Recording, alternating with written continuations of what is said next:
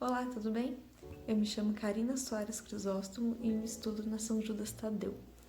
Eu estou cursando Letras, licenciatura em Português e Inglês, no período noturno no campus da Moca e já estou no 7º semestre.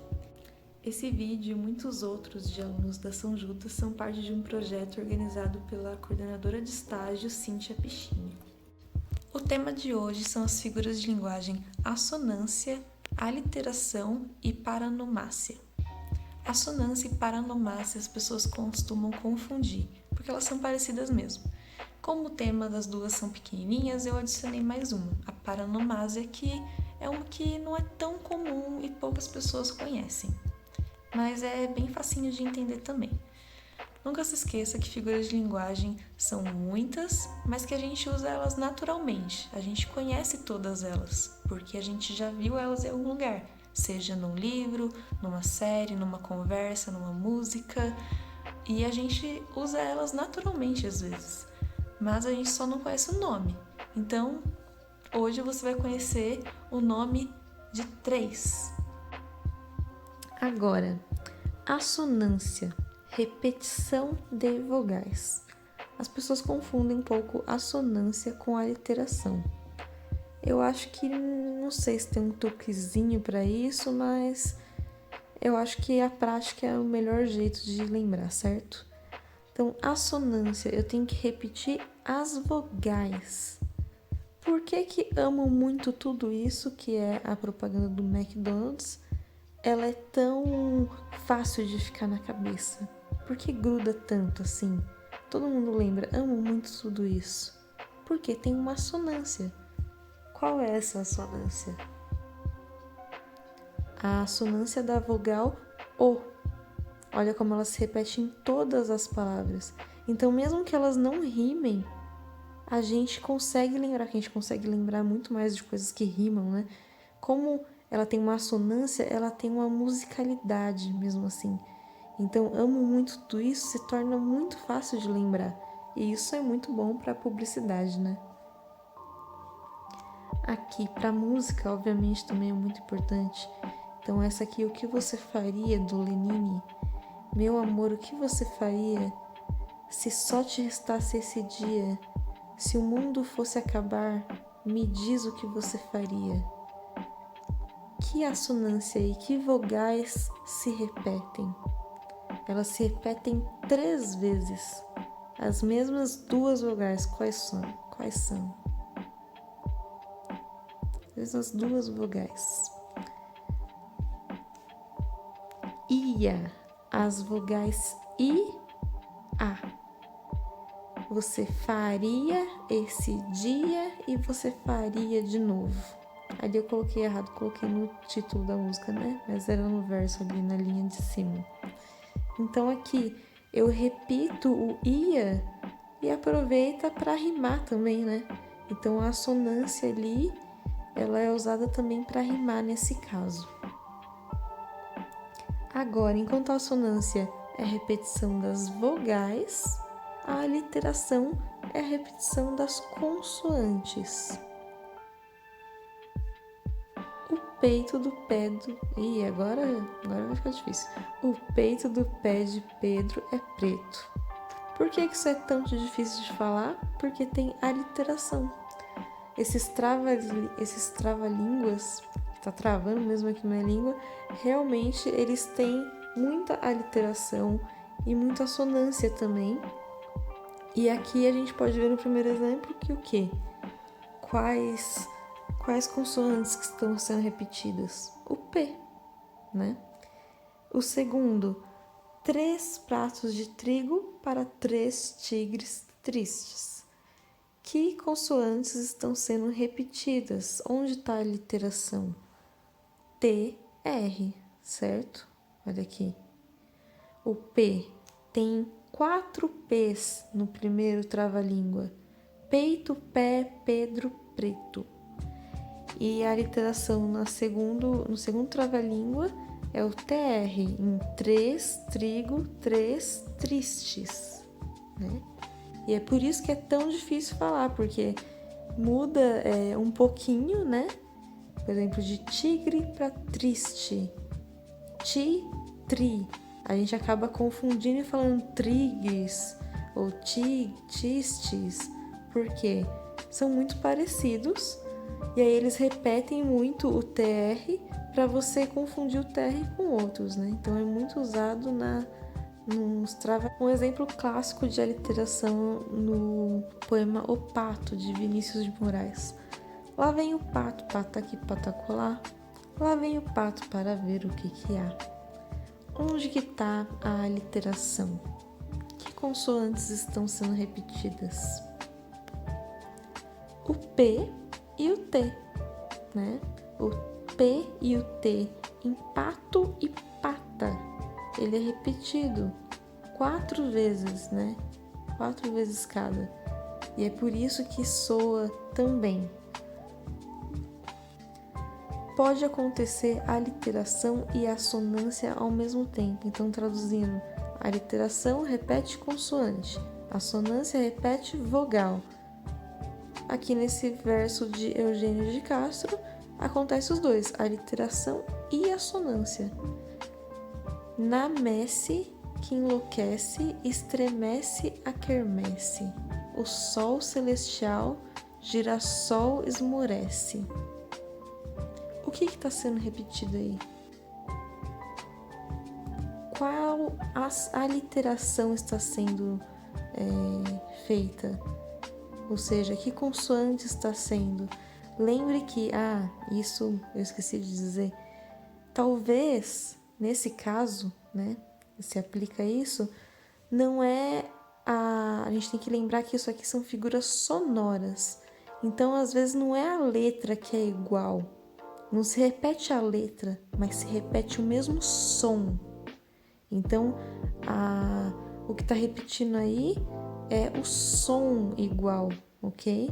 Isso também é muito importante. Eu sei que a aliteração é consoante e a assonância é vogal, mas a gente tem que prestar atenção no som também. Às vezes, tô dando uma dica, consoantes diferentes têm o mesmo som.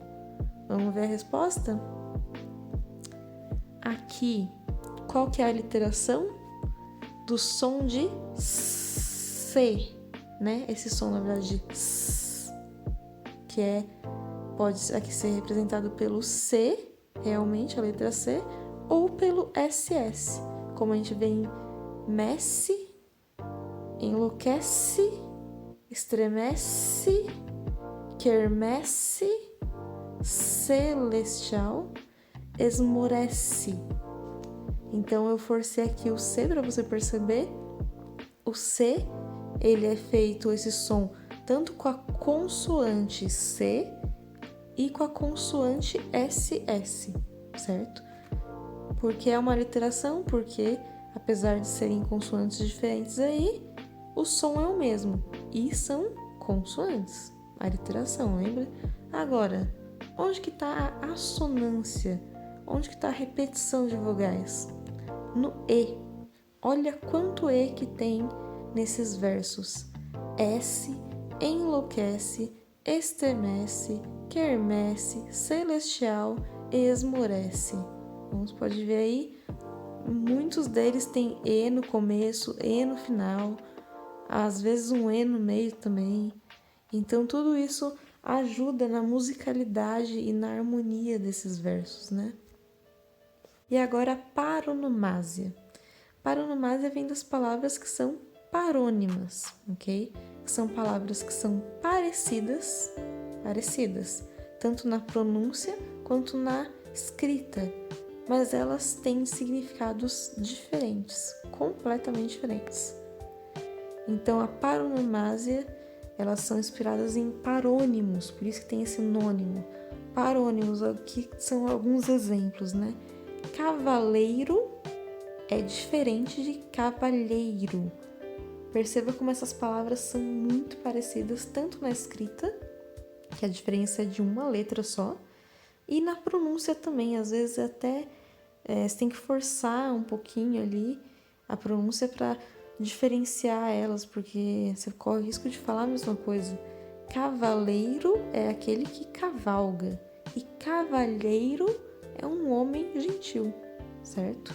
Então eles têm significados completamente diferentes.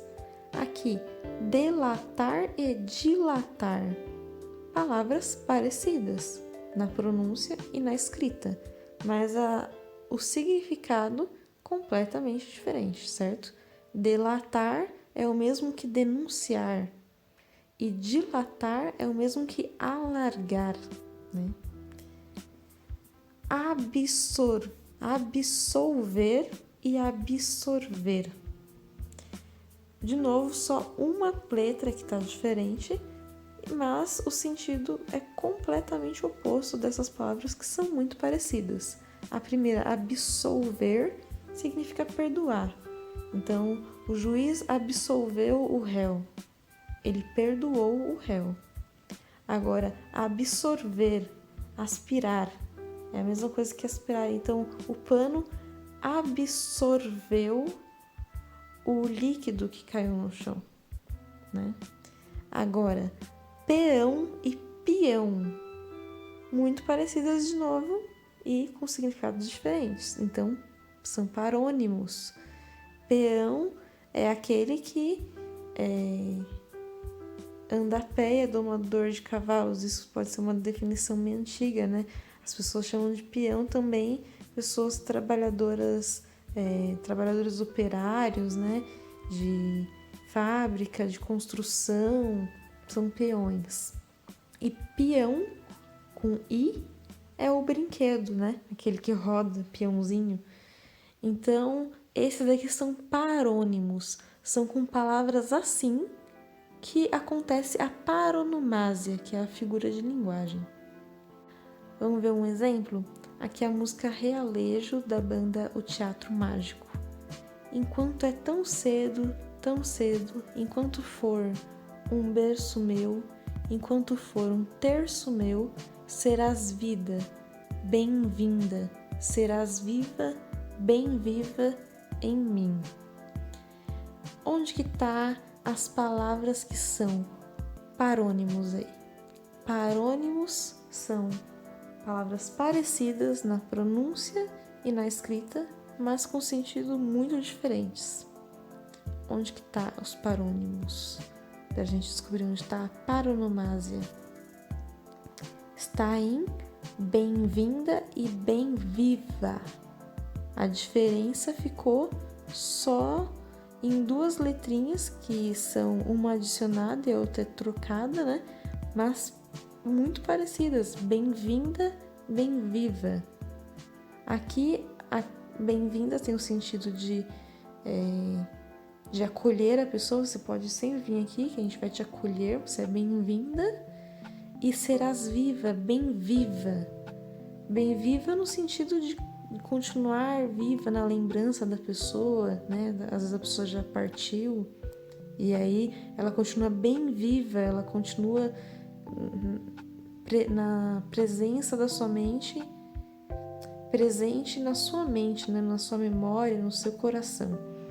Então aqui elas têm completamente sentidos opostos. Então elas são paronomásias, elas são parecidas, mas elas têm sentido opostos. Outra, que é muito famosa, né? Pai, afasta de mim esse cálice de vinho tinto de sangue. Música famosa do Chico Buarque. Aqui, a paronomásia, ela está no som. Quando a gente fala, né? A gente percebe que uma palavrinha aí parece outra palavra que não está aí, na verdade, mas que a gente, na hora que ouve, a gente percebe essa palavra aí meio que escondida na letra, né? Então, pai, afasta de mim esse cálice. O que tem aí de paronomásia? O cálice. Quando ele fala cálice, na música tem esse sentido duplo. Um sentido o cálice que serve a bebida, né, que é um tipo de taça que serve o vinho, e cálice, o verbo, né, a ordem aí, cálice, fique quieto. Então tem essas duas interpretações. Por que que uma paronomásia foi usada aí? Para esconder uma mensagem, né? Numa época de ditadura, em que as pessoas não tinham liberdade, eram censuradas, ele teve que esconder uma mensagem para dizer algo que ele queria e que não seria permitido, certo? Então aqui a paronomásia ela tem todo uma importância, né? Outra aqui é da Turma da Mônica, sempre tem coisinhas da Turma da Mônica, né? Acorda, Zé Lelé! Rápido, acorda! Pra quê? Eu não tô dormindo. A cara do Chico Bento, né? De confuso. Como assim? Que resposta é essa, né? Acho que ele pensou, que resposta é essa? Mas você que me ouviu falando a fala dele, você entendeu. Acorda! O que a pessoa que respondeu ele, o Zé Lelé, entendeu? O verbo acordar, né? Como se ele estivesse me pedindo que o outro acordasse. Mas o que ele estava pedindo era o objeto, a corda, para que ele fosse salvo, né? Então aqui eles brincam com a paronomásia para contar essa desavença, né? Que acontece muito na vida real de você falar uma coisa e a pessoa entende outra porque o som foi diferente.